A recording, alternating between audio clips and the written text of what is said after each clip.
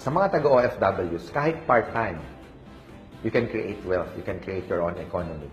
Pangatlo, halos lahat kami nag-start part-time. DocEd started part-time, Francis M. started part-time, the training team started part-time, UROY also started part-time. So, it's a matter of time management. And pwede mo palang baguhin ang ekonomiya mo, or meaning, you can shape your future by starting today. And pangalawa, para pag-uwi mo, meron kang negosyong na-establish. Hindi kagaya ng iba na nag-start as an OFW, padala nila lahat ng kinikita nila, and eventually, 3 years, 5 years, sometimes even long as 20 years. Hindi sila nakaipon dahil lahat napadala sa mga pamilya na nandito sa Pilipinas, which is napunta naman sa mga bayarin, sa tuition fee, which napupunta sa maganda. Kaya lang, yung mga hardworking na nasa ibang bansa, wala silang na-establish na negosyo. Pag uwi nila, wala silang trabaho, wala silang naipon.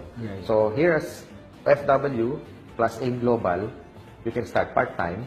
Now, pag dumating yung time na magpareho na yung income mo, you can decide which is, you can go back home, you can do it full-time kasi malaki na nga, like marami na nangyayari ngayon as members ng AIM na nag-uwian na kasi mas doble na yung kinikita and nandito na sila for good. That's one of our mission, lalo na sa mga hardworking OFWs.